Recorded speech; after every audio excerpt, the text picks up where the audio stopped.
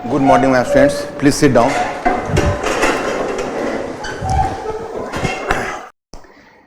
मैं पहले आपसे कुछ चीज शेयर करना चाहूंगा। एक बात तो बहुत ही स्पष्ट है कि मार्क्स में अगर कमी आती है तो अपने कारणों से आती है। कभी किसी बच्चे को देखो मार्क्स कम हो और कितना भी कन्विंस करो कि मेरे साथ अत्याचार हुआ है, तो समझ लेना कि वो अपनी कमजोरी को पकड़ नहीं पा रहा है। मेरे पास ढेर सारे कॉपीज थे और इस बार मैंने अपने चीज़ों को भी इनोवेशन किया, क्योंकि आप लोगों के बैच में मैं चाहता हूं कि कम से कम इंडिया के स्केल पर मैं हिस्ट्री को प्रमोट करना चाहता हूं, क्योंकि मेरे दिमाग में बात बैठी हुई है कि हिस्ट्री की सही शिक्षा बच्चों को मिल ही नहीं पा रही। तो मैंने और भी कुछ एक तब्दीली की है। जैसे आप लोगों में कुछ लोगों का डिमांड था कि मॉडल आंसर, तो आप जानते हो कि मेरा लिमिटेशन है कि मॉडल आंसर मैं खुद लिख नहीं सकता, क्योंकि लिखने के लिए मुझे कलम पेपर लेकर बैठना पड़ेगा। फिर दो मीडियम का सवाल है, इंग्लिश मीडियम के भी बच्चे हैं। I will try to use both the medium simultaneously and I think language is not going to be any barrier for any of you. Whatever dictation I have to give in both the medium simultaneously.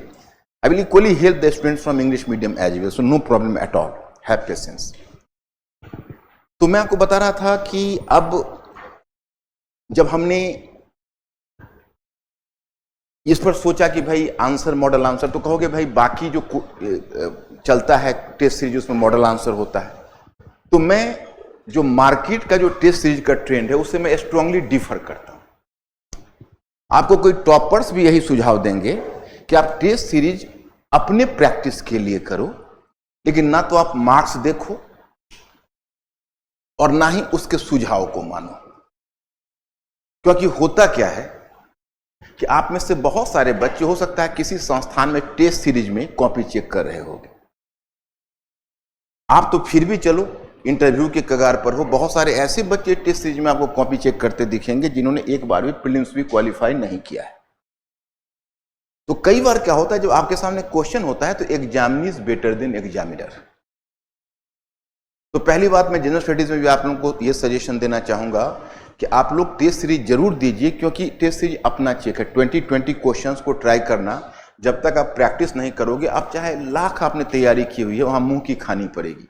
हम लोग के time में कम से कम इतना नहीं लिखना था। और एक बात मैं आपको बताऊं कि हम लोग ने अपने जीवन में कभी कोई टेस्ट सीरीज नहीं दिया, मतलब पूरा पेपर लिखा भी नहीं कभी। सीधे एग्जामिनेशन हॉल में ही जाके पूरा पेपर लिखते थे, कल्चर ही नहीं था। आप लोगों में है कि इतने सारे एरियाज है कि जब तक आप पूरा पेपर नहीं लिखोगे, तो हम लोगों को सहारा मिलता था हिंदी इंग्लिश में। उसी में वर्ड संख्या काउंट कर लेते थे। पहले हिंदी इंग्लिश का पेपर होता था, उसी में टाइम चेक कर लेते थे, तो वो तो 2.5 घंटे में पेपर हो जाता था, क्योंकि उसमें कुछ करना नहीं था, क्वालिफाइंग था और दोनों लैंग्वेज पर कमांड था, तो देयर वाज नो प्रॉब्लम। लेकिन जब जनरल स्टडीज का नेक्स्ट डे के जब जनरल स्टडीज का पेपर होने वाला होता था, तो हाथ पांव फूलने लगते थे। और उसके बाद जब हिस्ट्री का पेपर होता था, तो हम लोग को हिस्ट्री में एक दिन भी टाइम नहीं देता था। आज जीएस का पेपर लेकर आया इवनिंग में और कल हिस्ट्री के पेपर के लिए जाना है, क्योंकि पहला ऑप्शनल जो लेते थे हिस्ट्री लेते थे और जीएस के कल होके लेते। बाकी कोई एक सप्ताह भी किसी को मिल जाता था, 6 दिन 7। तो मैं रात में आता था तो मैं सोचता था कि भाई अगर थोड़ा पढ़ूंगा तो टेंशन होगा, थोड़ा रिवाइज करूंगा तो टेंशन होगा। तो बाकी मेरे कुछ फ्रेंड्स होते थे, उसको मैं देखता था ऐसे, जहाँ मराठों का एडमिनिस्ट्रेशन देख लूँ। हम बोले भाई पूछने की कोई गारंटी तो है नहीं कि क्या पूछेंगे, और थोड़ा पढ़ूंगा तो टेंशन होगा। तो मैं सो जाता था, मैं कहता था मुझे सब कुछ याद है, और सो गया। कल होके फ्रेश माइंड में गया, जाके लिखा, और सबसे अच्छा पेपर हिस्ट्री का ही होता था। इसमें कोई दो राय नहीं है, क्योंकि आपका पचा जो ज्ञान होता है उससे आपका पेपर होता है। तो पहली बात मैं स्टूडेंट्स आपको बताता हूं कि यूपीएससी में आज मैं 1-2 आपको प्रैक्टिकल सुझाव देने जा रहा हूं, क्योंकि मैंने जो कॉपी आप लोगों का एग्जामिन किया है उसमें हमने त्रुटियां क्या क्या पाई है। क्योंकि हमने आपको बताया कि हमने एक टीम वर्क बना दिया है। टीम वर्क ये है कि हमने 4 अपने अंतर्गत असिस्टेंट को रखा है, वो सभी वेल क्वालिफाइड हैं। वेल क्वालिफाइड का मतलब है कि इंटरव्यू के स्किल तक है, और उन 4 को मैं डेली मिलता हूं और डेली आप लोगों का क्वेश्चन चेक करता हूं और लाइन ऑफ एग्जाम। तो इसलिए आपका जो चेक हो रहा है वो हर साल से ज्यादा फुल प्रूफ है इस बार। इसमें पर्सनल मेरा इंटरेस्ट है। दूसरा कि मैंने एक और भी काम किया है कि मैं अपने 2 जो असिस्टेंट है उसको बैठाया हुआ हूँ, एक हिंदी एक इंग्लिश मीडियम के हैं, और ये दोनों मैं जो आप लोगों को बताऊंगा ये लिखेंगे पॉइंट, और ये मॉडल आंसर लिखेंगे। तो मैं आप लोगों को मॉडल आंसर भी दिलवाऊंगा, लेकिन वो मॉडल आंसर वो होगा जो मैं रिकमेंड कर रहा हूं। वो मॉडल आंसर कोई स्टूडेंट को मैं नहीं दे सकता लिखने के लिए, बहुत रिस्क की चीज है। किसी डेंटल सर्जन से अगर तुम लीवर चेक करवा दो तो उचित नहीं, तो इसलिए वो मैं अपने नाम पर। अब देखो भाई, जब मैंने पेपर देखा तो हमें लगा कि आप में से बहुत लोग अभी हिस्ट्री पढ़े नहीं थे और प्रीलिम्स में हाथ डाल दिया, प्रीलिम्स क्वालिफाई कर गए। अब प्रीलिम्स क्वालिफाई कर गए तो अब तो पेपर देना है। तो एक काम करिए, मेरी जो कॉपी है वो आप लोग सभी लोगों को मिल गई है। मेरी जो कॉपी है एंशिएंट की कॉपी, जो क्लास नोट्स है वो सभी लोगों ने ले लिया है। बोलिए भाई, पिछला क्लास भी वन मैन डायलॉग हुआ था, इस क्लास को कम से कम वन मैन डायलॉग मत होने दीजिए। आप लोग भी कम्युनिकेट करिए, आप लोग भी अपनी परेशानी बताइए, कुछ भी तो बताइए ताकि मैं उसको समझ पाऊं। देखिए, मैपिंग में साइट्स की सटीक पहचान करने में कठिनाई, मैपिंग पार्ट मुझे अधिकांश बच्चों का वीक लगा। मैपिंग का जो मैंने तरीका आप लोगों को बताया हो, जो मेरे बुकलेट में है, कि आप चैप्टर टू चैप्टर पढ़िए और इंपॉर्टेंट प्लेसेस को ही देख लीजिए हर चैप्टर में। जैसे मान लीजिए आप, चूंकि आपका जो वहां पर वर्डिंग होती है वो अलग होती है। जैसे आपको कहेंगे वो प्राचीन नगर, और जो प्राचीन नगर है वो राजनीतिक राजधानी भी है, और जो प्राचीन जो नगर है, जैसे मान लीजिए उज्जैन है, तो उज्जैन आप मेरे मैटर में देखेंगे तो 5 जगहों पर है, इसलिए संख्या बहुत बढ़ गई है, लेकिन उज्जैन प्लॉटिंग तो एक ही है। अब उज्जैन की पहली चर्चा 16 महाजनपद में वो राजनीतिक राजधानी है, और जो वही उज्जैन है वह उज्जैन मौर्य काल में एक मुख्यालय है जहां अशोक ने शासन किया था, उज्जैन करमोली, और वही उज्जैन है जो आगे शक शासक के अंतर्गत कैपिटल है, और वही उज्जैन है जो गुप्ता के समय कैपिटल भी है, और वही उज्जैन है जहां पर महाकाल मंदिर भी है, तो कल्चरल सेंटर भी हो गया। तो उज्जैन वही उज्जैन है जहां पर मोती का मनका, जहां पर मनका बनाने का काम होता था, उसी उज्जैन में मनका बनाने का काम होता था, वो मनका बनाने का केंद्र था, तो प्रोडक्शन सेंटर भी है। तो आपसे पूछता है एक वर्ष राजनीतिक राजधानी, और दूसरे वर्ष पूछता है एक सांस्कृतिक केंद्र या एक मंडी निर्माण केंद्र, तो आप उसको कैसे पकड़ेंगे? इसलिए आपको मैप में केवल प्लेस नहीं करना है, माइंड से आपको काम लेना है। अच्छा, पिछले साल जैसे आपने देखा, मैं एग्जैक्टली बताऊं तो जो दूसरा जो दिया था कपाटपुरम का, जो प्लॉटिंग दिया था, वो प्लॉटिंग भी सही नहीं था, क्योंकि मदुरई के पास ही कपाटपुरम है और लेके कन्याकुमारी में कपाटपुरम रखा हुआ था। आपने गौर करके देखा होगा, यहां दूसरा संगम जो उसने लिखा है, द्वितीय संगम, तो द्वितीय संगम का यूपीएससी का वो साइट नहीं था जो है। या आपने देखा हड़प्पा सभ्यता का जो साइट दिया हुआ था वो कहां दिया हुआ था? पाकिस्तान में दिया हुआ था, जम्मू को पाकिस्तान में, उत्तरी पश्चिमी पाकिस्तान में। तो यूपीएससी का साइट पर भरोसा नहीं है यार, अपने दिमाग पर भरोसा करो। द्वितीय संगम लिखा, आंख मूंद के कपाटपुरम लिख दिया। अगर वो आंध्र प्रदेश में भी देता तो भी कपाटपुरम ही लिखते, कर्नाटक में देता तो भी कपाटपुरम ही लिखते। तो तुम लोग का पहला टेस्ट था मैप में, मुझे कोई शिकायत तुमसे नहीं है, ये तो तुम्हारा एक टेस्ट, नॉर्मल टेस्ट था, इसलिए तुम लोग चिंता मत करो। अभी तुम लोग के पास मैप के लिए काफी टाइम है, इंगित करना हमारा काम है, और हम चाहेंगे तुम लोग अच्छे से अच्छे मार्क्स लाओ, इसलिए पहले मैप का काम कर लेना है। दूसरा है कि आप लोगों का जो इंट्रोडक्टिव पार्ट है, कुछ स्टूडेंट्स खास के हिंदी मीडियम, इंग्लिश मीडियम वाले तो प्रिसाइज रहे, हिंदी मीडियम वालों जो इंट्रोडक्शन लिखा है वो बहुत लंबा इंट्रोडक्शन लिख दिया। उन्हें लगता है कि अगर 200 वर्ड्स का क्वेश्चन है तो उन्होंने 80 शब्द इंट्रोडक्शन में ही लिख दिए, और ताजुब की बात है कि वो भी इंट्रोडक्शन रेलिवेंट नहीं हो, 80 शब्द में कुछ मुद्दा नहीं आया, केवल पैतरा ही देते रह गए। मैंने 200 शब्द के क्वेश्चन में 80 शब्द में पैतरा दोगे तो मार्क्स तो 40% से ज्यादा नहीं देंगे, क्योंकि आप इंट्रोडक्शन भी आपका मुद्दों का होगा, मैं बताऊंगा। तीसरा कि आंसर का प्रेजेंटेशन बहुत अच्छा नहीं रहता है, कि इसका कारण क्या है कि प्रश्न जो आप लोग पढ़ते हो वो प्रश्न पढ़ने में जल्दबाजी करते हो, प्रश्न को ढंग से नहीं पढ़ते हो। अगर प्रश्न को आप ढंग से पढ़ोगे तो फिर उत्तर की सही दिशा होगी। मैं जब प्रैक्टिकल आपको प्रश्न करके बताता हूं ना, और फिर ये लोग मॉडल आंसर लिखेंगे, मैं उस मॉडल आंसर को एक बार देखूंगा और आप लोगों को मैं मॉडल आंसर भी देने की पूरी कोशिश करूंगा। आई will try at my best कि आप लोगों को अच्छी से अच्छी चीज पहुंच जाए। और उसके बाद पांचवा, एक पहला और पांचवा अनिवार्य क्वेश्चन था, कंपल्सरी क्वेश्चन था। अब हमारी टीम ने कहा कि भाई बहुत बच्चों ने तो पांचवा क्वेश्चन छोड़ा हुआ है, मैं क्या करूं, मैं 4 ही पर मार्किंग करता हूं। मैंने कहा कि पहला टेस्ट है, डिस्करेज हो जाएगा, दे दो मार्क्स कुछ हिदायत के साथ कि ये गलती दोबारा ना करे। तो ये गलती दोबारा ना करे उसका कारण क्या है कि अगर यूपीएससी में सबसे पहला काम बच्चों का काम करना कि अपनी कॉपी के ऊपर का इंस्ट्रक्शन जरूर पढ़ना। अगर वो नहीं पढ़ोगे तो कोई ऐसा ब्लंडर हो जाएगा कि जब तक रिजल्ट नहीं आएगा तब तक हाथ मलते रहोगे, कलेजे पर हाथ रहेगा कि मुझे पता नहीं परीक्षा क्या करेगा। अब निबंध में बताता हूं, मेरा एक बार क्लोज फ्रेंड था, वो दिल्ली यूनिवर्सिटी से था,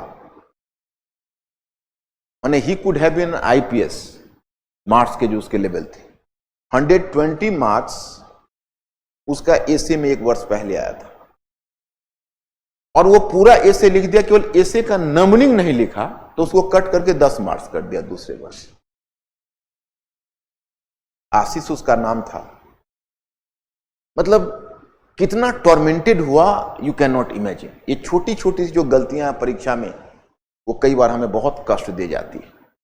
इसलिए इस तरह की बात ना करें, सभी लोग उस इंस्ट्रक्शन को बढ़िया से पढ़ें, और समय सीमा को ध्यान में रखकर उत्तर नहीं लिखने का कुछ प्रश्न आप लोगों के छूट गए। टोटल 6 परेशानी हमने देखी।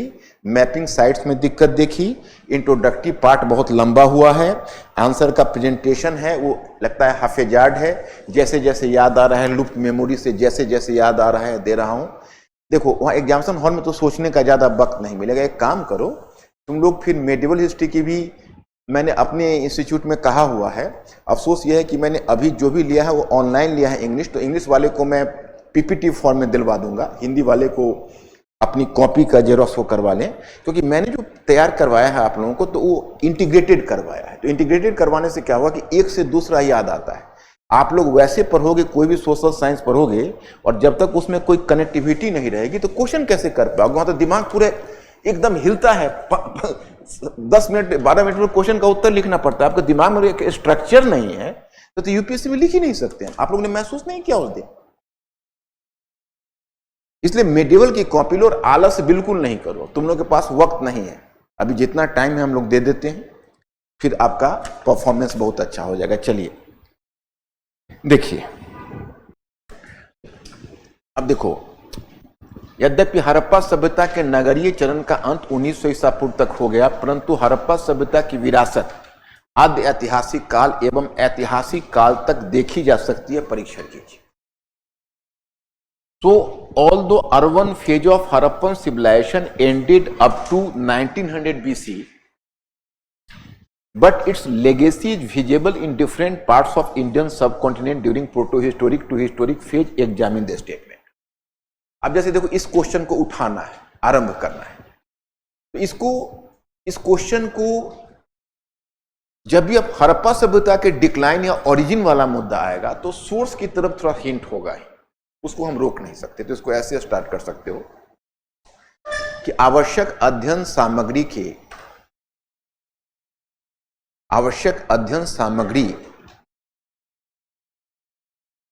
की अनुपस्थिति में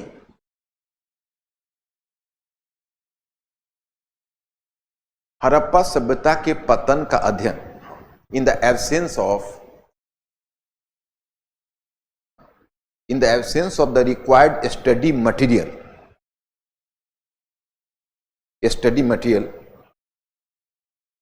हड़प्पा सभ्यता के पतन का अध्ययन आरंभ से ही चुनौती रही है। The study of the decline of Harappan civilization remained to be a challenge from earlier phase. इस क्रम में मॉर्टिमर व्हीलर ने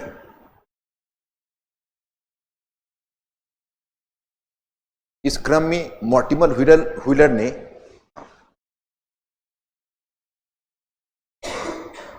अकस्मात अंत का सिद्धांत दिया।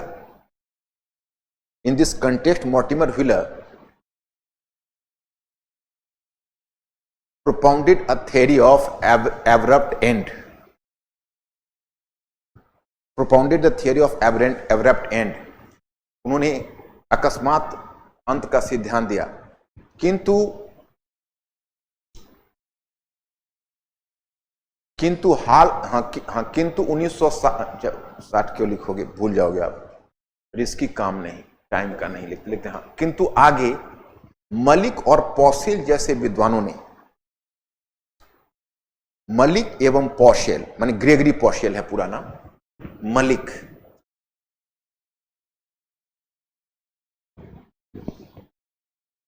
मलिक एवं पॉसेल, इसको ग्रेगरी पॉसेल कहते हैं, चाहे पूरा नाम ग्रेगरी पॉसेल भी कह सकते हो। मलिक एवं ग्रेगरी पॉसेल नामक विद्वान ने परिवर्तित रूप में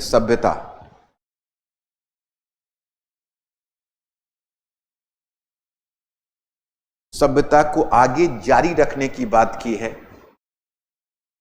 परिवर्तित रूप में सभ्यता को आगे जारी रखने की बात की है।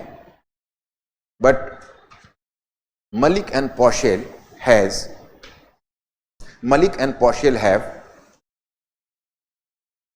tried to explain the decline,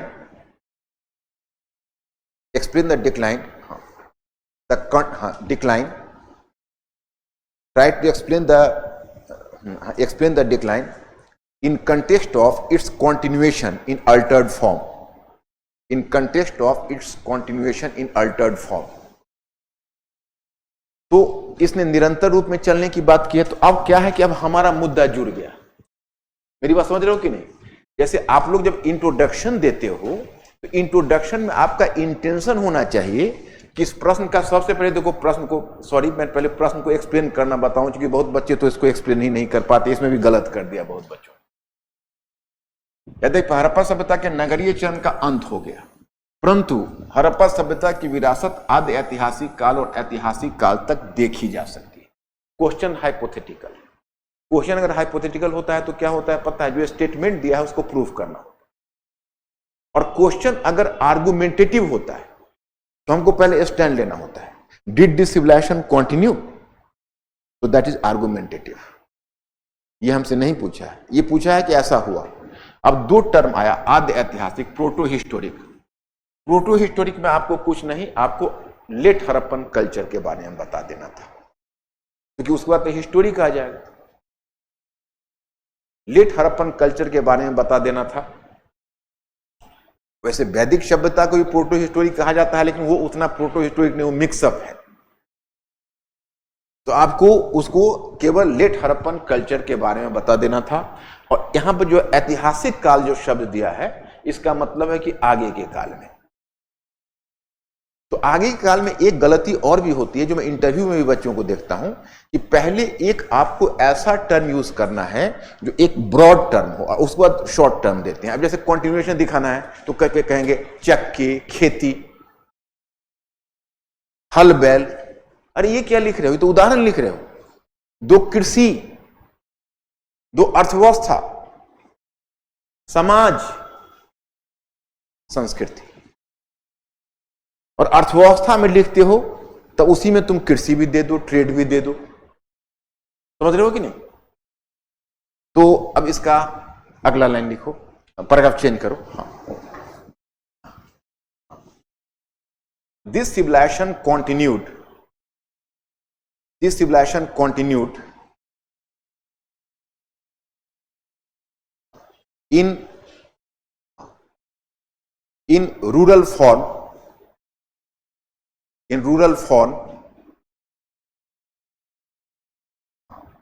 as it lost the urban features। यह सभ्यता ग्रामीण चरण में पहुंच गई ग्रामीण चरण में पहुंच गई क्योंकि इसने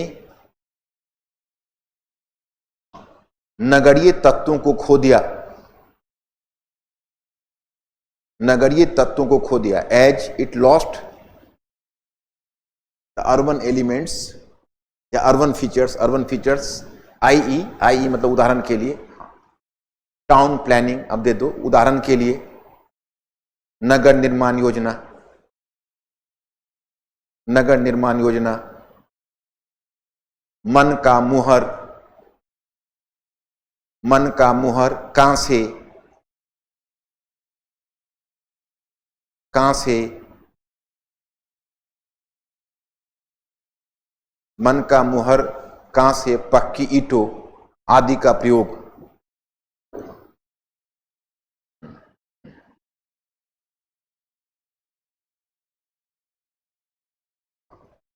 फॉर एग्जाम्पल मन का मुहर कांसे पक्की ईंटों का प्रयोग। तो for example beads, seals, town planning, use of bronze and burnt bricks etcetera. देखिए हाँ, इसने क्षेत्रीय संस्कृति का रूप ले लिया जिसे परवर्ती हड़प्पा संस्कृति का नाम दिया गया। इसने क्षेत्रीय संस्कृति का रूप ले लिया जिसे परवर्ती हड़प्पा संस्कृति का नाम दिया गया। It took the form of a regional culture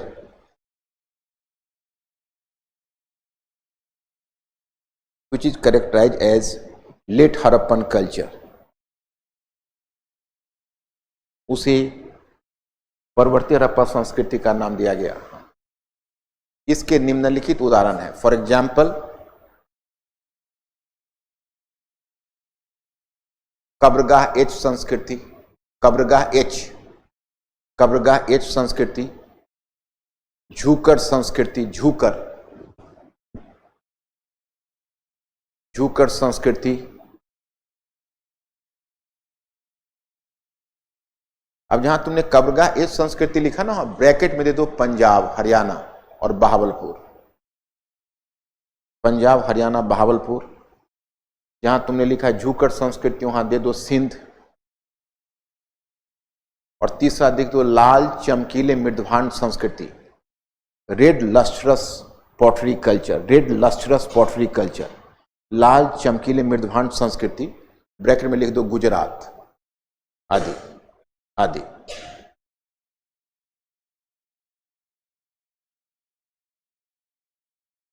अब पैराग्राफ चेंज करो और फिर लिखो इतना ही नहीं, ऐतिहासिक काल में भी, इतना ही नहीं ऐतिहासिक काल में भी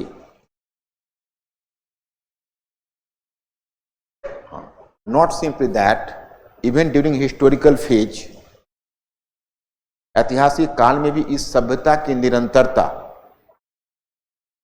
किसी न किसी रूप में बनी रही।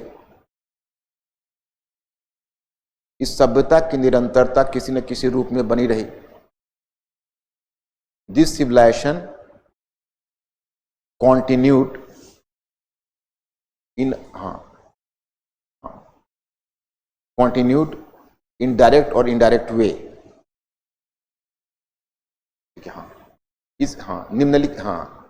निम्नलिखित क्षेत्रों में हड़प्पाई तत्व को रेखांकित किया जा सकता। निम्नलिखित क्षेत्र में हड़प्पाई तत्वों को रेखांकित किया जा सकता।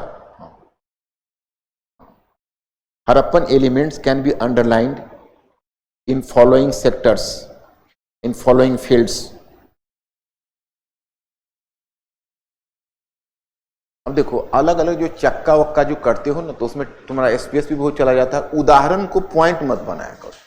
देखो तीन चीज होता है, एक होता है हमारा थेसिस कोई भी स्टैंडर्ड राइटिंग में, जो हम इंट्रोडक्शन में देते हैं और स्टैंड लेते हैं। दूसरा होता है आइडियाज, डिफरेंट आइडिया जो थीसिस को स्ट्राइक करता है। और तीसरा है एग्जाम्पल, जो आइडियाज के एविडेंस है। तो कभी आइडियाज का एविडेंस को तुम मेन आइडिया मत बनाओ। जैसे चक्की और गाड़ी, उसका एक ही चीज आता है कृषि, यातायात और संचार, नगरीय संरचना, यही आती है। जैसे आर्थिक क्षेत्र, जैसे सामाजिक क्षेत्र, सामाजिक में खान पान, रहन सहन, वेशभूषा, लिपस्टिक, काजल का प्रयोग, ये दे सकते हो आदि। सांस्कृतिक क्षेत्र में धर्म में पाशुपत शिव, मातृदेवी, तो आगे जिसे हम हिंदू धर्म के रूप में जानते हैं, उसमें भी हड़प्पाई तत्वों की भूमिका रही। तो इस तरह से करके उसको आप दे सकते हो। लेकिन अब पैराग्राफ चेंज करके यहां से तुम लोग मैनेज कर लेना, क्या टाइम सेव करते हैं, क्या ये लिखवाना जो नहीं है, मतलब बता दिया और बाकी तुम लोग को रिटर्न तुम लोग नहीं दोगे लिखकर, तो मॉडल आंसर दे देंगे तुम लोगों को। अभी स्ट्रक्चर समझाना ज्यादा इंपॉर्टेंट है तुम लोगों के लिए। क्या तुम लोग अपनी भी राय दो भाई।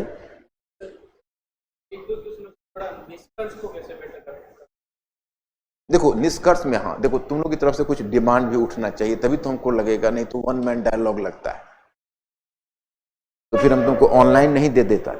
यहां पर थोड़ा ऑफलाइन में क्या होना चाहिए कि तुम्हारा एक डिमांड भी आना चाहिए। इसने कहा निष्कर्ष, निष्कर्ष अपने आप में कोई प्रॉब्लम नहीं, निष्कर्ष हमेशा तुम्हारा ऊपर जो स्टैंड है, जैसे ये क्वेश्चन है उसे हो गया, परंतु हर पसंद की विरासत ऐतिहासिक काल तक देखती है। तो अब निष्कर्ष में एक कहावत है, जितना शक्कर डालोगे उतना मीठा होगा, जो हमारा कॉन्सेप्ट भी इतना क्लियर होगा।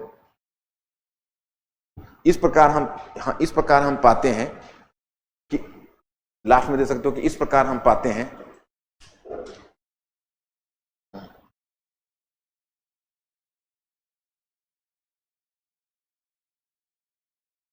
कि हड़प्पा सभ्यता मरकर भी नहीं मरी,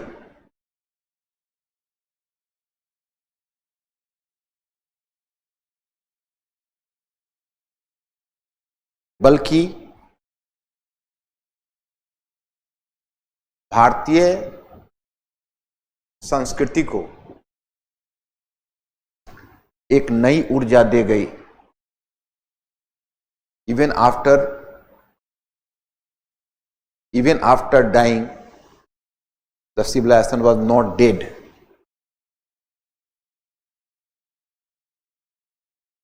Rather, it gave a new vigor to Indian culture.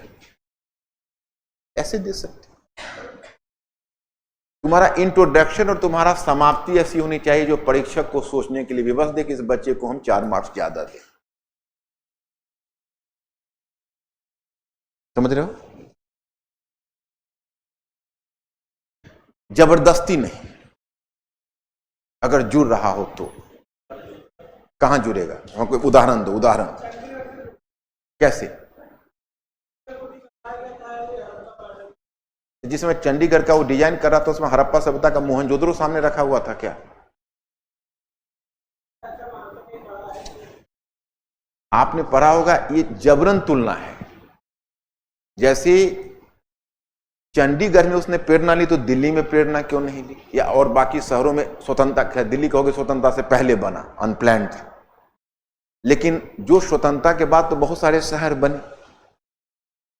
Chandigarh चूंकि प्लान्ड है, अब तुम इसको छोड़ो, तुमसे क्वेश्चन पूछता है वो जीएस में कि हड़प्पा सभ्यता का नगरीकरण वर्तमान नगरीकरण को कहां तक इनपुट प्रदान करता है? क्या उसमें तो ज्यादा हम यही देते हैं कि स्लाइटली इनपुट प्रदान करता है, लेकिन इंपॉर्टेंट इनपुट कहां दे पाता है? हड़प्पा सभ्यता में पहले गलियां बनी, सड़कें बनी, नालियां बनी, फिर मकान बने। यहां पहले मकान बन जाता है और तब गलियां और नालियां के लिए सोचते हैं। सारे पड़ोसी झगड़ते रहते हैं, उनके घर से कट के नालियां निकलेगी। और गांव में तो अब इतनी बड़ी समस्या हो गई है कि लोग नालियां निकालनी ही बंद कर दी। आप लोगों का एक्सपीरियंस होगा या नहीं, अब वहां पर हो गया है वाटर हार्वेस्टिंग टाइप ही हो गया है, जितना सीवेज है सबको अंदर जाने दो, क्योंकि नालियां निकालोगे तो सब, क्योंकि प्लान नहीं है ना। तो I am just telling you, ये चीज एक बहुत बड़ा प्रॉब्लम है। तो इसके लिए हम ये मतलब इसको कहां रखें? चंडीगढ़ को आप हमको फॉर्म करके तो ना सिर्फ चंडीगढ़ कह दोगे तो हम कैसे मैनेज करें? आप सेंटेंस बनाओ, मोस्ट वेलकम। नहीं, कहां सेंटेंस बनाओ, कहां रखें इसको? हम तुमको डिस्करेज नहीं करें, डोंट टेक इट अदरवाइज। जैसे हम अगर कुछ भी रखते हैं तो उसके लिए एक भूमिका बनानी पड़ती है। तो चंडीगढ़ को इस स्कीम में कहां रखें, तुम बता दो, हम ओके कर देंगे।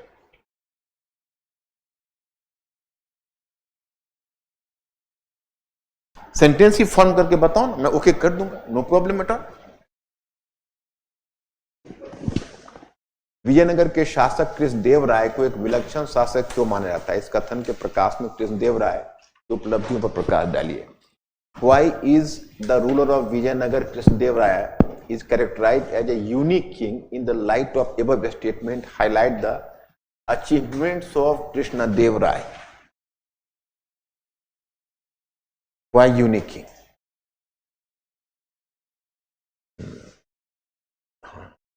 लिखिए।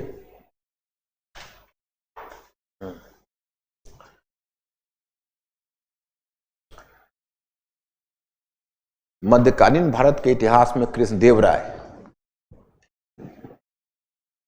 मध्यकालीन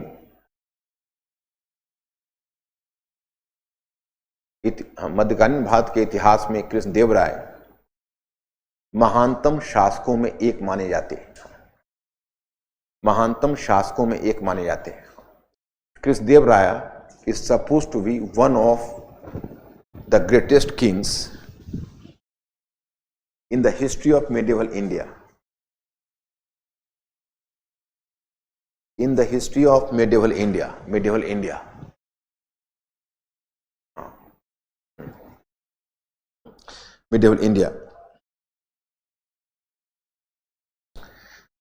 श्रीनाथ रेड्डी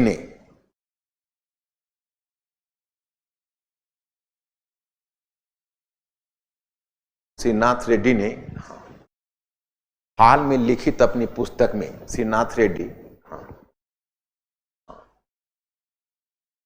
इन अ रिसेंटली कंपोज्ड बुक, हाल में लिखी एक पुस्तक में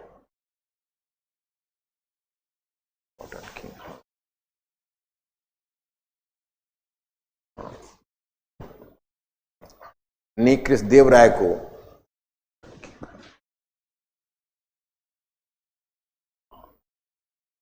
आधुनिक युग का पहला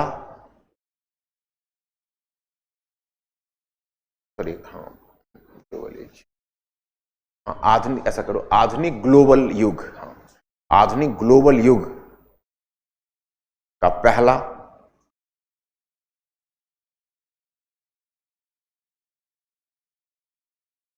पहला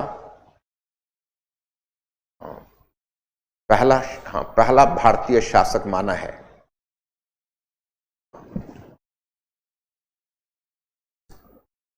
Srinath Raghavan just characterizes in a recently composed book, characterizes him the first modern global king of India. लिखिए, पैराग्राफ चेंज करो, लिखो कृष्णदेव राय की विलक्षणता उसकी चतुर्दिक उपलब्धियां हैं। The uniqueness of Krishnadev Raya is his success in all the fields.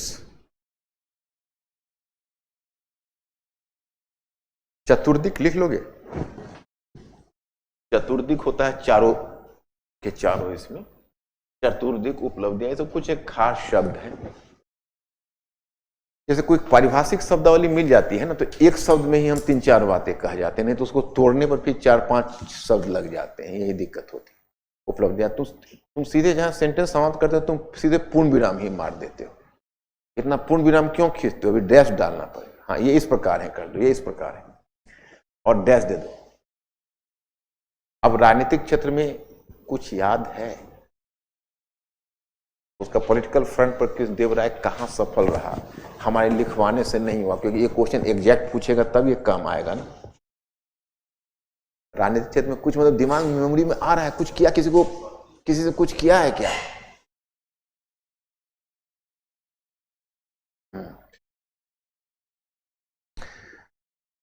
लिखिए, दो दो वंशगत सत्ता परिवर्तन, दो वंशगत सत्ता परिवर्तन के कारण, दो वंशगत सत्ता परिवर्तन के कारण, due to the two dynastic change in government, राजनीतिक मोर्चे पर विजयनगर साम्राज्य कमजोर पड़ चुका था। Vijayanagar empire was weakened on political front.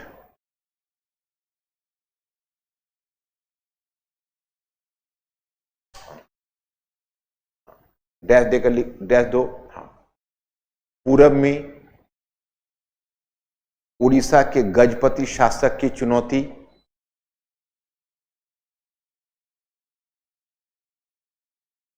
Orissa के गजपति शासक की चुनौती,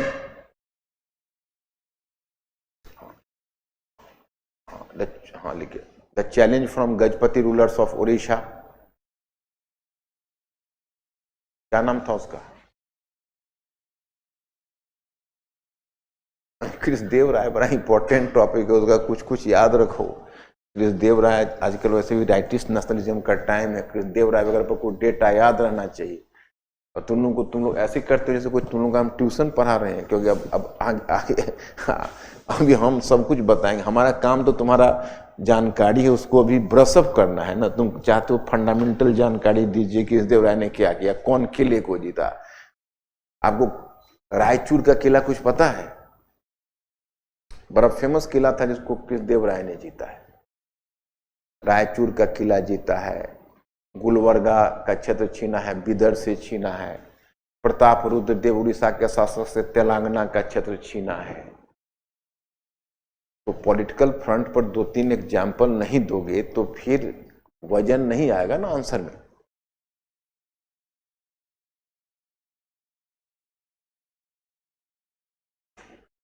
क्या लिखा आपने? लाइन बोलो ना कुछ।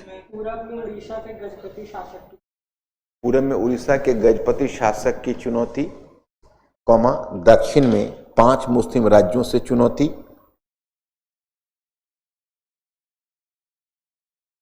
इन south challenges from 5 Muslim rulers. 5 का ध्यान है, 5 कौन? बीजापुर, गोलकुंडा, अहमदनगर 3 ही हो रहा है, 2 और कौन? बिदर और बरार। यश। सुदूर दक्षिण में तमिल राजा की चुनौती, इन remote south the Kings from the challenge from the Tamil Kings. और पश्चिमी मोर्चे पर पुर्तगीजों की चुनौती, and on western front challenge from Portuguese.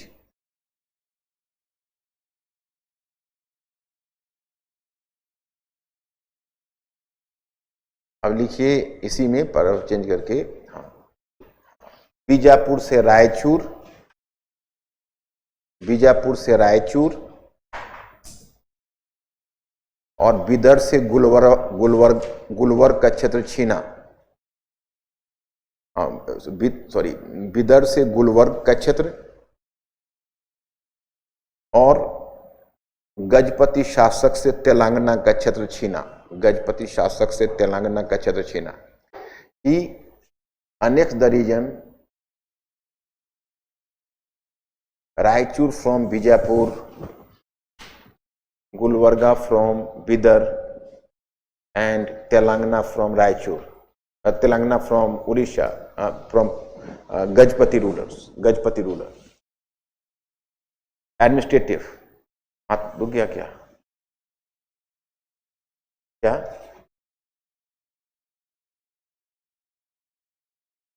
समझा? नहीं समझा।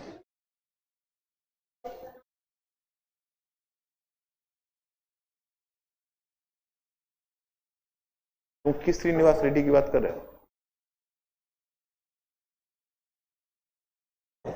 देख लेंगे। हमको जहां तक याद है श्रीनाथ है क्या? श्रीनिवास भी हो सकता है।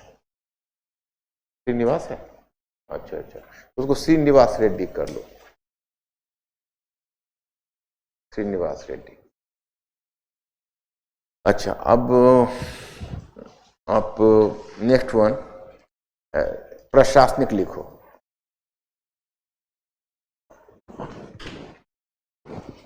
विद्रोही नायकों को दबाना, क्रश द रिकाल्सिट्रेंट नायकाज, विद्रोही नायकों को दबाना।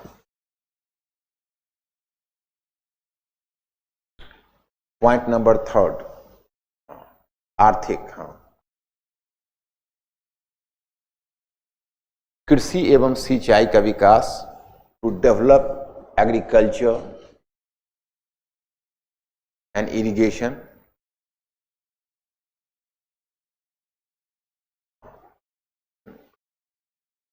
सबसे बढ़कर above all he struck a deal,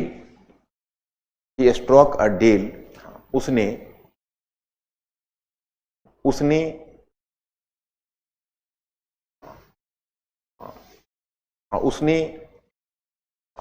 अंतर्राष्ट्रीय स्तर पर व्यापारिक संधियां की,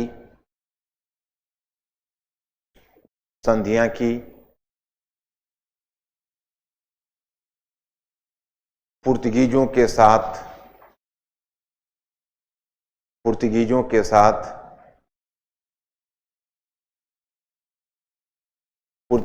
साथ गठबंधन बनाए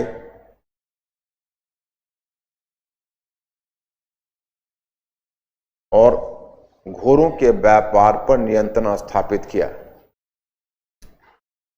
and develop the control over horse, the trade in horses. मतलब ही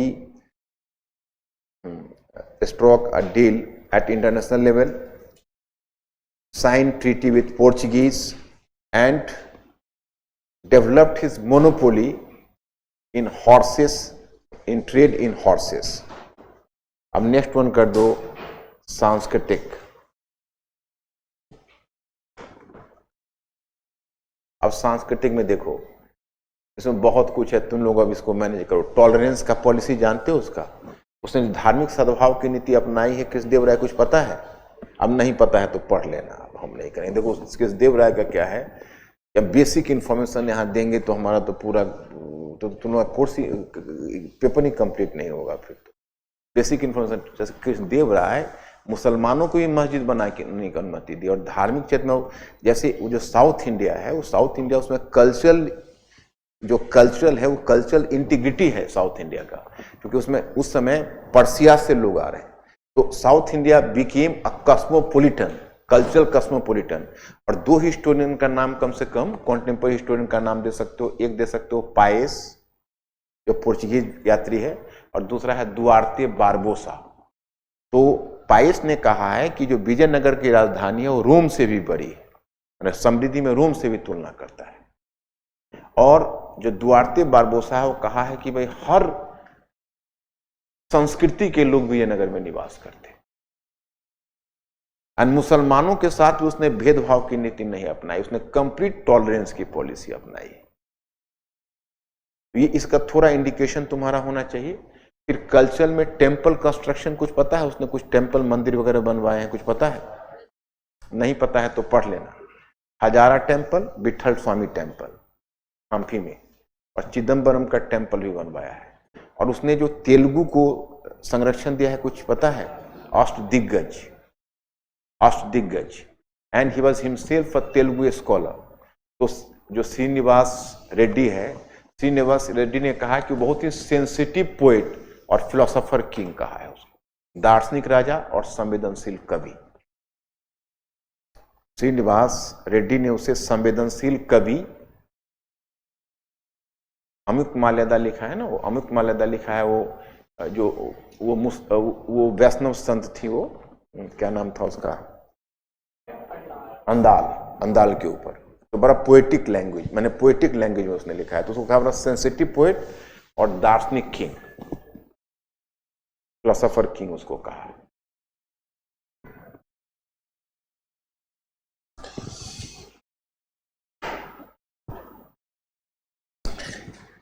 देखो, Lahore session of Muslim league March 1940 propounded two nation theory, but it finally culminated into the three nations in South Asia. Muslim league के लाहौर अधिवेशन ने द्विराष्ट्र के सिद्धांत को प्रतिपादित किया, परंतु उसकी परिणति अंततः दक्षिण एशिया में 3 राष्ट्रों के निर्माण में हुई।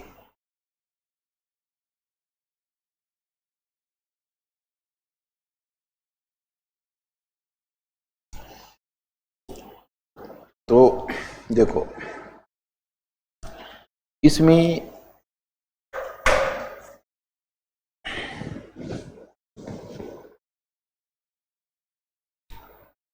देखो क्रक्स क्या है इस क्वेश्चन का, एक पहलू बताता हूं। इसमें से 2 पहलू निकल कर आएगा जो 3 राष्ट्र के सिद्धांत की तरफ इशारा करेगा। एक इसमें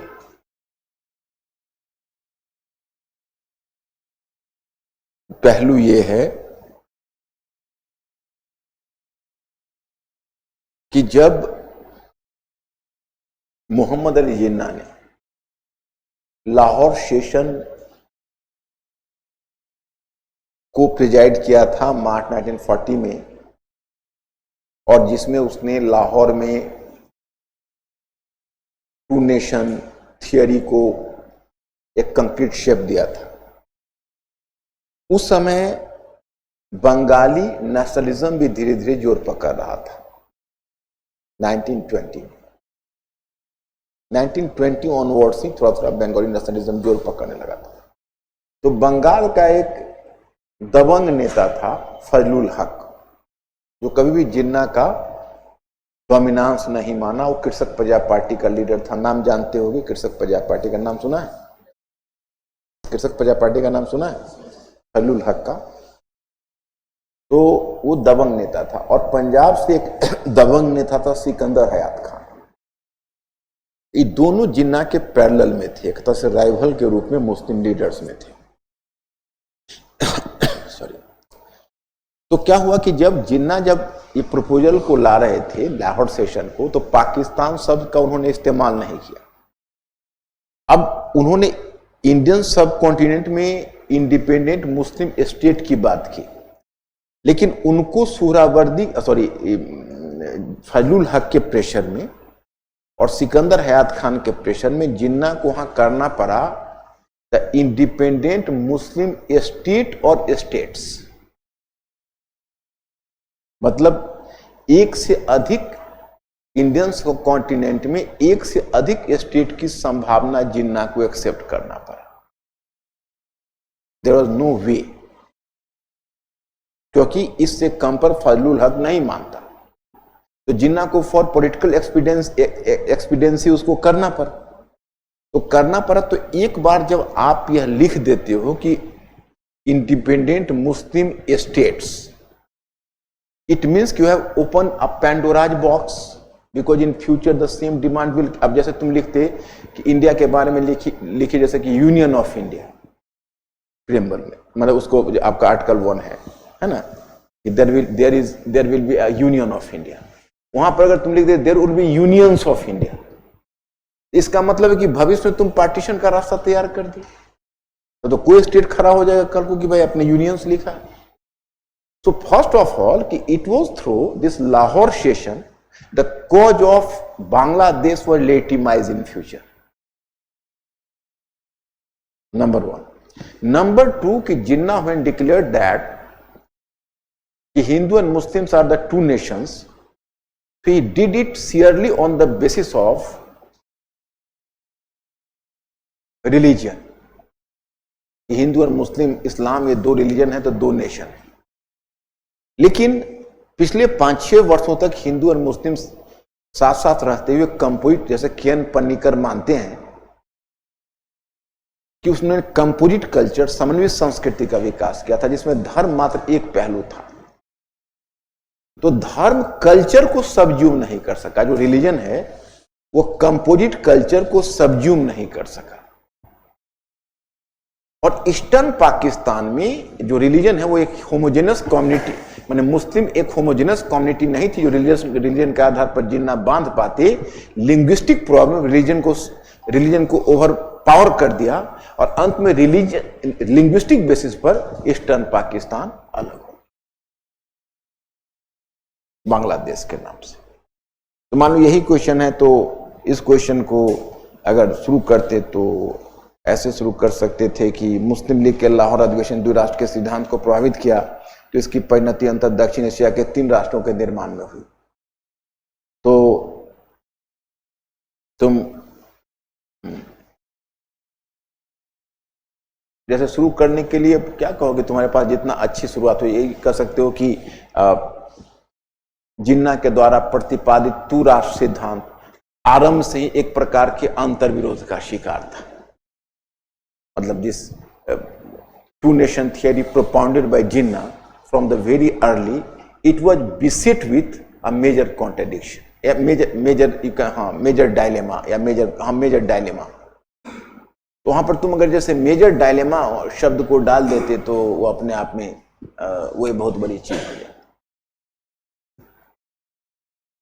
और तब मेजर डायलेमा, और उसके बाद तुम वहां पर दिखा देते कि he basically tried to conceive Hindu and Muslim 2 nations on the basis of religious homogeneity। उन्होंने धर्म के आधार पर हिंदू मुस्लिम 2 नेशन को पहचानने की कोशिश, पहचान की बात की। But under the pressure of some contemporary leaders Fazlul Haq, he had to in Lahore proposal, in Lahore session, this proposal had to be accepted कि there would be in Indian subcontinent there would be the independent Muslim state or states। उसको उनके दबाव में एक मुस्लिम राष्ट्र या एक से अधिक मुस्लिम राष्ट्र की संभावना को स्वीकार करना पड़ा, और इससे आगे चलकर बांग्लादेश या पूर्वी पाकिस्तान के मांग को सपोर्ट मिल गया। और दूसरा तुम वहीं पर उसको देते कि भाई इंडिया में 5-6 केन पन्नीकर जैसा कि मानते हैं कि 500-600 वर्षों तक साथ साथ रहते हुए हिंदू और मुसलमानों ने मिलकर एक समन्वित संस्कृति का विकास किया था। धर्म उसका मात्र एक पहलू था और अंत में संस्कृति जीत गई और धर्म हार गया। धार्मिक पहचान को मतलब सांस्कृतिक पहचान ने दबा दिया। इसका ज्वलंत उदाहरण है बांग्लादेश का निर्माण, जिसने भाषाई आधार पर अपने आप को अलग कर लिया। तो 2 पहलू यहाँ पर आएंगे, एक इंडिपेंडेंट मुस्लिम स्टेट्स और दूसरा लिंग्विस्टिक। थोड़ा कलम वलम उठाओ ना, थोड़ा अपने स्तर से उठाने से थोड़ा याद रहेगा, सुनोगे तो भूल जाओगे। फिर तुमको तो मॉडल आंसर दूंगा ही, लेकिन अपनी कलम चलती है तो उसका कुछ अलग मतलब होता है। हाँ, थोड़ा तो अपने अवसर से तुम लोग लिखते रहो, फिर हम लिखवाएंगे आज नहीं, क्योंकि मैंने बताया कि थोड़ा सा मेरा हेल्थ इश्यू भी है। मतलब चाहते किस तरह तुम्हारा डिस्कशन पूरा हो जाए, यही मेरे लिए चैलेंज है सच पूछो तो। कि कल परसों से मेरा जो डिहाइड्रेशन का प्रॉब्लम हुआ, उसको अब शरीर में एनर्जी नहीं मिल पा रही है। न्यूक्लियर बॉम्बार्डमेंट, अब ये क्वेश्चन मैंने क्यों दिया, ओपनहाइमर मूवी आई थी ना, इसीलिए। ओपनहाइमर में बोला है स्टेटमेंट, ओपनहाइमर ने ही बोला है। मूवी तो नहीं देखी होगी तुम लोग तो देख लिया है। ओके, तो इसलिए मैंने क्वेश्चन सेट कर दिया कि पता नहीं परीक्षक का ध्यान कहाँ चला जाए। तो ये घटनाक्रम जानते होगे तभी कुछ पता है बम्बार्डमेंट का जो जापान पर हुआ।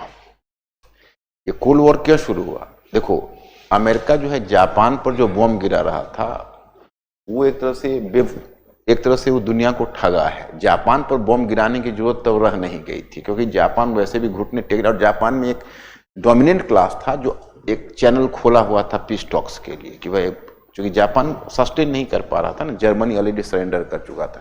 तो जब आपको न्यूक्लियर वेपन इस्तेमाल करना चाहिए जर्मनी के अगेंस्ट में, तब तो आपको बना ही नहीं था। और जर्मनी जब मई में सरेंडर कर चुका था, तो आपने अगस्त में जाके जापान पर बम फेंक दिया। क्यों? क्योंकि रशिया को अब डरा रहे थे। और रशिया को क्यों डरा रहे थे? रशिया ने यूरोप बांट लिया था आपसे, और कहीं अदर कॉन्टिनेंट में रशिया न घुस जाए और फिर शेयर मांगे, क्योंकि रशिया तो उसके सामने शेयरदार बन के खड़ा था ना। एक तरह से ट्रूमैन ने उसको रशिया वहां बम गिरा के रशिया को डराया कि औकात में रह, तुम्हारा भी यही हाल कर दूंगा। परिणाम क्या हुआ? रशिया ने फिर 1949 में अपना बम ला दिया। अब इसको अपनी भाषा में लिखना होगा, ऐसे तो नहीं लिखो कि औकात में रह। इसको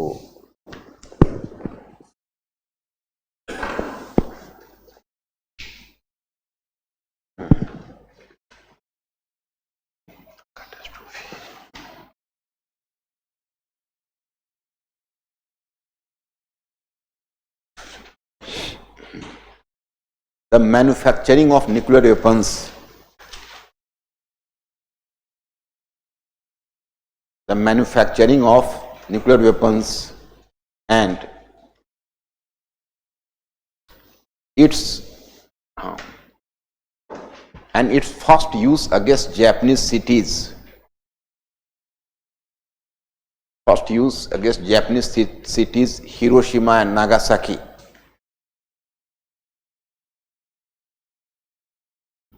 In August 1945 was a major catastrophe.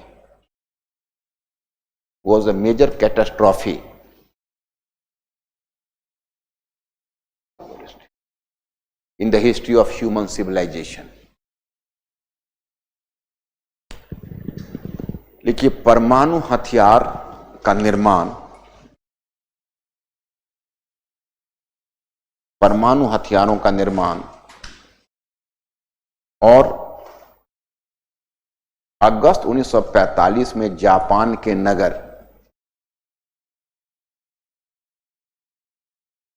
अगस्त 1945 में जापान के नगर हिरोशिमा और नागासाकी पर इसका प्रयोग मानव सभ्यता के इतिहास में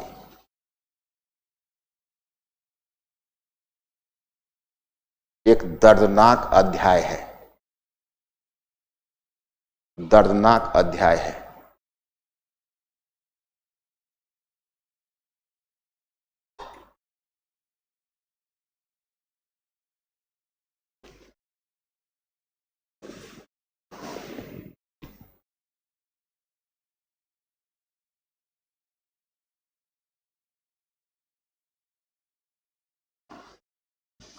यूएसए का यह दावा,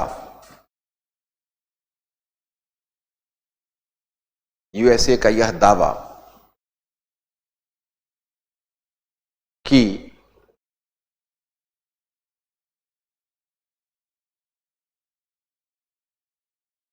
यह द्वितीय विश्व युद्ध को समाप्त कर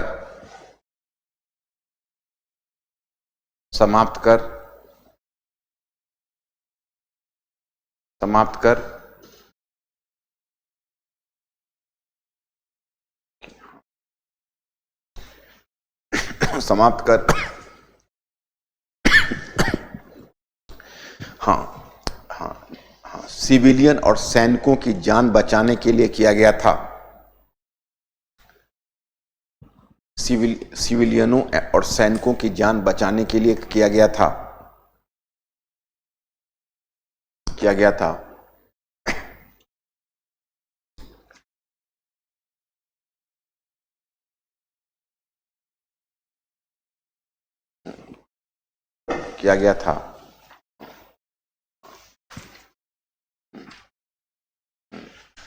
एक गलत दावा है क्योंकि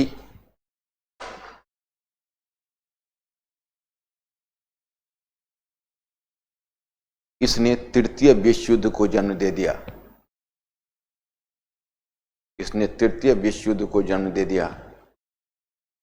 जिसे हम शीत युद्ध का नाम देते हैं।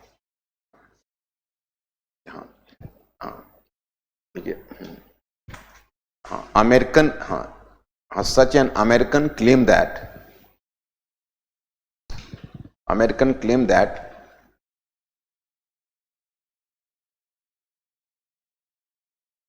that it was used for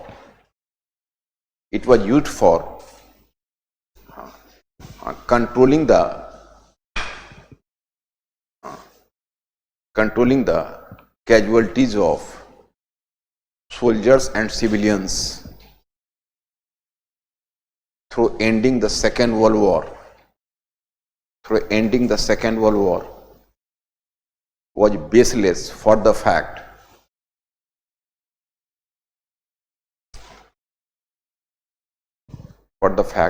that it started the Third World War immediately which is characterized as the Cold War. अब देखो, अब तुमको इसमें क्या करना है, पैराग्राफ चेंज करना है। पैराग्राफ चेंज करके लिखिए कि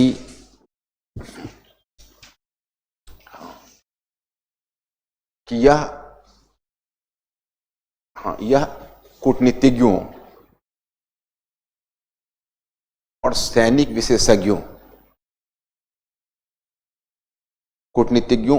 विशेषज्ञों के लिए for diplomats and military experts, it is a mind-boggling question के लिए यह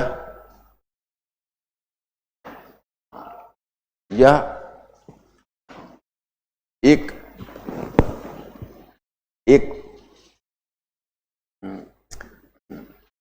दुर्बोध प्रश्न है। दुर्बोध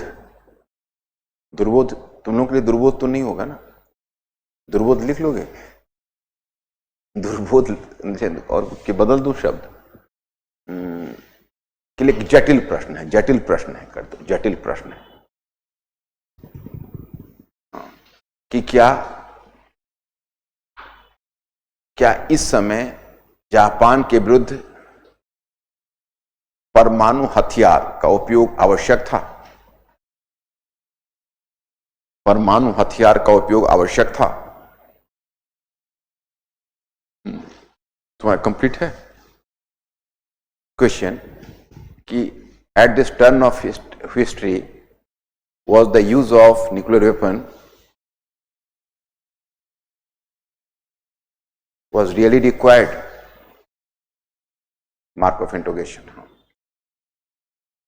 यह प्रश्न इसलिए महत्वपूर्ण है कि मई 1945 में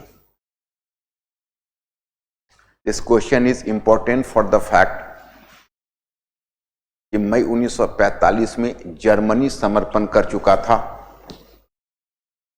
मई 1945 में जर्मनी समर्पण कर चुका था। इन मई 1945 जर्मनी समर्पण कर चुका था।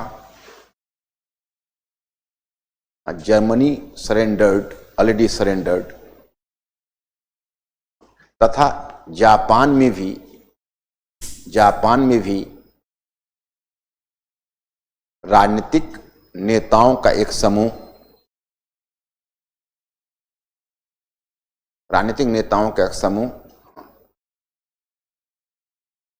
शांति की वार्ता के लिए तैयार था। A group of Japanese political leaders was ready to open the channel for talks. फिर यूएसए ने इतना कठोर निर्णय क्यों लिया? Why did USA take such a drastic measure?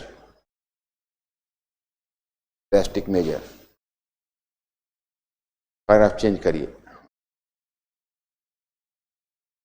विशेषज्ञों का मानना है, अकॉर्डिंग टू एक्सपर्ट्स,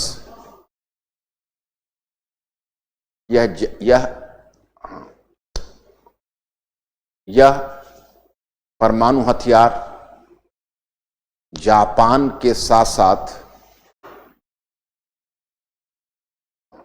सोवियत रूस के विरुद्ध भी, इस परमाणु हथियार का उपयोग जापान के साथ साथ सोवियत रूस के उपयोग के लिए भी, जापान के साथ सोवियत रूस के विरुद्ध भी उपयोग में लाया गया था। एक तरफ इसने जापान को घुटने टेकने के लिए मजबूर किया। On the one hand it made Japan to surrender, Japan को घुटने टेकने के लिए मजबूर किया। तो दूसरी तरफ यह सोवियत रूस के लिए कठोर चेतावनी थी। सोवियत रूस के लिए कठोर चेतावनी थी।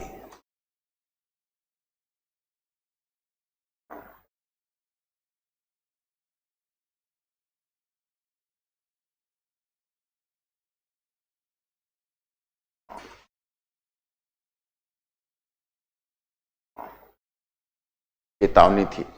It was an stern warning to Soviet Union. 8 अगस्त को सोवियत रूस भी यूएसए की ओर से युद्ध में शामिल हो चुका था।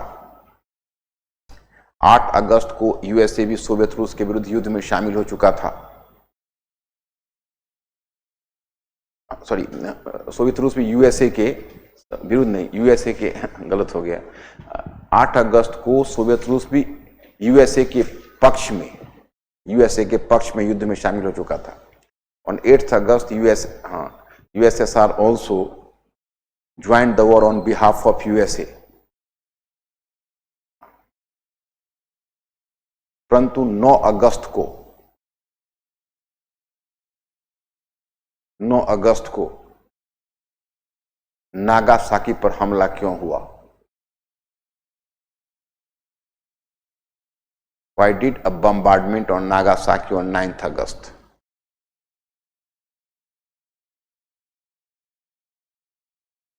समझ रहे हो ना? अब यहां पर रेफरेंस दे सकते हो कि ओपनहाइमर मूवी में भी ओपनहाइमर का मेन जो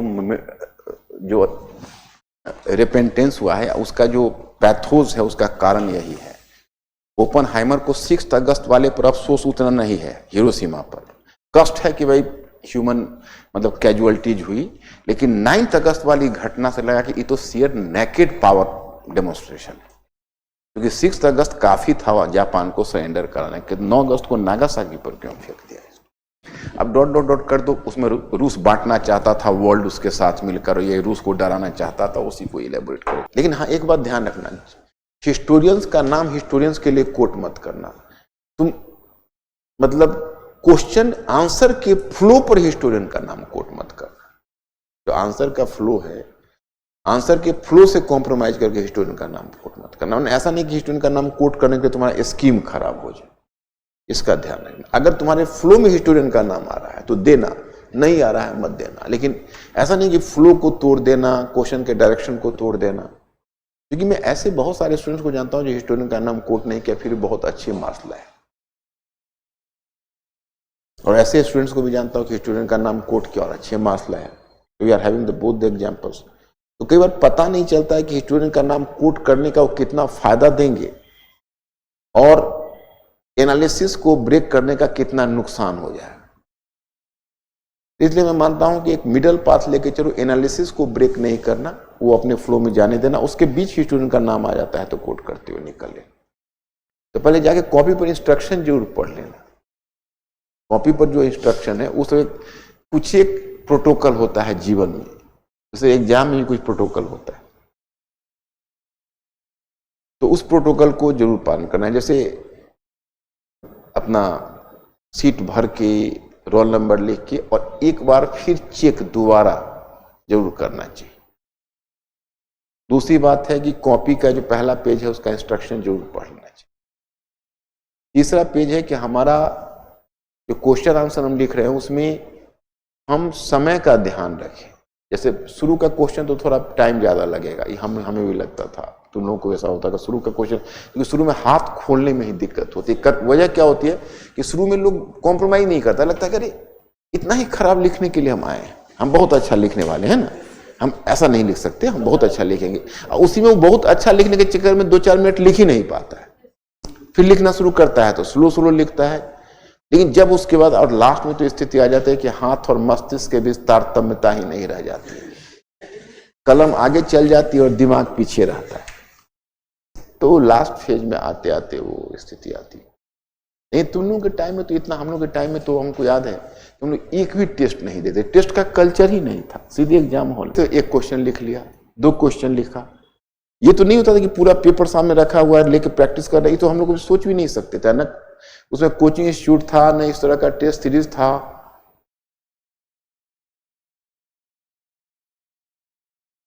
तो बड़ी मुश्किल हो जाती थी। अब उसमें हम लोग के टाइम में तो लोग बहुत कम से काम चला लेते थे। वर्ल्ड हिस्ट्री में तक कहाँ पढ़ते थे, एक आध बुक कुछ पढ़ा उसका, तो हम लोग का चूंकि यूनिवर्सिटी का ही बैकग्राउंड था तो इसलिए थोड़ा सा, लेकिन अदरवाइज बड़ी तंग हाथ देखते थे। तुम लोगों के टाइम में कंपटीशन ज्यादा बड़ा हो गया है ना, तो पढ़ना भी ज्यादा पड़ता है।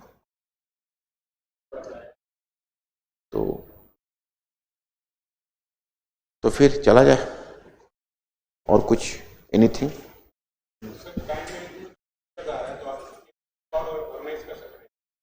क्या क्या क्या अब छोड़ दो, अब आएगा नहीं। अगर हम कर तो ऑर्गेनाइज करने के लिए तो मैं ऑर्गेनाइज कर दूंगा, लेकिन फिर पता चला तुम आओगे बाकी लोग आ नहीं पाएंगे, क्योंकि तारीख कितना हो गया? 26 हो गया और 15 से शुरू है ना। कितना भी अर्ली ऑर्गेनाइज करेंगे तो हम 30 को या 1 को करेंगे तो। और वैसे भी मुझे मानते हैं कि जब 10-15 दिन बचे ना, तब अपने आप को टेस्ट नहीं लेना चाहिए। तुम अपने आप को टेस्ट फ्री कब से कर रहे हो?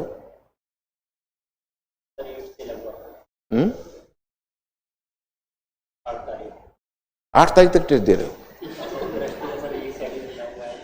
तो अब मेरा एक सजेशन है कि 1 तारीख के बाद तुम जितना टेस्ट देना, उसमें जाके पेपर लिख देना और मार्क्स पता करने की कोशिश मत करना, है ना। कोई मार्क्स दे भी तो आंख ऐसे कर लेना, वो कॉन्फिडेंस लो। जैसे किसी कारण से अगर मार्क्स कम डाल देते हैं, देखो यूपीएससी के स्टैंडर्ड का टेस्ट कहीं होता ही नहीं, और यूपीएससी के स्टैंडर्ड का मॉडल आंसर भी नहीं होता। इसलिए तुम देखते हो कि मैं इन दोनों से करवाता हूं, क्योंकि क्लास में बैठे अब यही नोट करेंगे, इस पर बनाएंगे। वहां क्या होता है कि कोई सीनियर स्टूडेंट बना देते हैं, तो सीनियर स्टूडेंट तो ये सब तो बहुत सीनियर है, और वो जो है खास के मिस्टर आशुतोष तो समझो तो आधा प्रोफेसर भी है। लेकिन मतलब ये है कि फिर भी एक लिमिटेशंस होता है, क्योंकि हम लोगों का है कि बहुत कुछ पढ़ा हुआ है, हर सोर्स कोई भी क्वेश्चन आए तो कहीं से उसको मोल्ड कर दें, कहीं से ट्विस्ट कर देंगे, तो ये तो होता नहीं। वो मॉडल आंसर बना देते। वो मॉडल आंसर देखने के बाद क्या होता है कि मिसलीडिंग हो जाता है। तो जीएस में फिर उतना झमेला नहीं, ऑप्शनल है, उसके क्वेश्चन ज्यादा स्टैंडर्ड होते हैं। ऑप्शनल थोड़ा सा ऑनर्स लेवल का है, तो तुम लोगों का जो कॉपी एग्जामिन करेगा वो भी कोई सीनियर स्टूडेंट होगा, और किसी भी कारण से तुम्हारी आंसर की क्वालिटी को नहीं समझ पाया और अगर नीचे गिरा के वो मार्क्स दे दिया, तो तुम्हारा कॉन्फिडेंस पर उसका इंपैक्ट पड़ जाए। इसलिए 1 सितंबर के बाद मेरा सजेशन है, कोई तुम लोग हाथ की गति को बनाए रखने के लिए टेस्ट दो, क्योंकि हाथ की गति तो बनी रहनी चाहिए। लेकिन आंसर उन लोगों का, उनका तुम इवेल्युएशन मत देखना, मार्क्स मत देखना। अब देखो बच्चे, तुम लोगों में यह गलतफहमी ज्यादा अच्छा है कि हम बहुत जान रहे हैं, अपेक्षाकृत यह सच्चाई कि हम बहुत कम जान रहे हैं। अब गलतफहमी तुम्हें ज्यादा चाहिए। तुम इस गलतफहमी में आ गए ना, हम बहुत जान रहे हैं, तो अभी तुम्हारे मार्क्स बढ़ जाएंगे। कॉन्फिडेंस बहुत मायने रखता है लाइफ में। मैंने एक तरह का जो ऑप्टिमिज्म होता है, मैंने तो इंसान को मतलब अगर कॉन्फिडेंस लूज हो तो उसका नॉलेज भी लूज हो जाता है। और कॉन्फिडेंस गेन करोगे 2-4 पॉइंट वैसे भी मिल जाएंगे। तो इसलिए मुझे लगता है कि तुम लोग मार्क्स मत देखना इवोल्यूशन में, बस सिर्फ अपना हैंड के जो गति है उसको बढ़ाए रखने में इंटरेस्ट देना। बाकी जनरल स्टडीज वगैरह तुम जो रिवाइज करने वाले, तो उसका तो कोई अलग नोट्स वोट्स बनाया होगा, कुछ क्या किया है, कुछ अलग पॉइंट वाइंट बना के कोई कॉपी वॉपी बना के रखे हुए, तो लास्ट में उसको उलटते रहे। और एग्जाम से 2-3 दिन पहले कोशिश करना थोड़ा सा रिलैक्स रह के पढ़ने का। बहुत ज्यादा, क्योंकि देखो क्वेश्चन वहां जब जाओगे और पेपर दे के आओगे, और जैसे पेपर दे के सीढ़ियां उतर रहे होगे, अगर ऊपर के फ्लोर पर या नीचे के फ्लोर, तुमको यही महसूस होगा कि इसीलिए हम इतना मेहनत की। वो तो कुछ पूछा ही नहीं, और आर्टिफिशियल इंटेलिजेंस पर तो ये क्वेश्चन था ही नहीं, हमने उस पर कितनी मेहनत की थी। कभी कभी ये गुस्सा आएगा कि भाई यहां पर भी हमने इतना देखा, यूक्रेन रशिया पर कई क्वेश्चन कर गए, एक भी क्वेश्चन नहीं पूछे। तो ये यूपीएससी का फितरत ये है कि वहां पर तुम जाओगे तो क्या होगा, तुम्हारा ओवरऑल नॉलेज से निकल कर आए।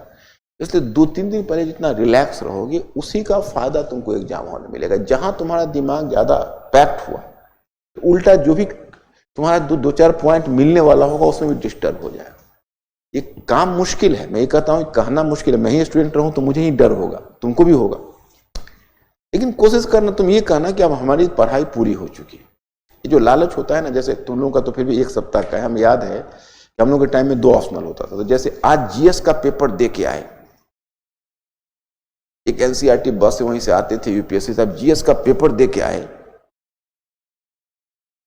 यहां पहुंचते पहुंचते 5 बजे तो छुट्टी, यहां पहुंचते हुए 7-8 बज गया, भूख लगी हुई है, तुरंत खाना वाना खाए, कल हो गए पेपर देना है हिस्ट्री, कल हो गए हिस्ट्री। तो मुझे लगता था कि थोड़ा पढ़ूंगा तो टेंशन हो जाए, और बाकी मैं देखता था कि हमारे और 1-2 दोस्त आए, खा भी रहे हैं, ऐसे करके क्या तो मराठा एडमिनिस्ट्रेशन सब देख लेता हूं।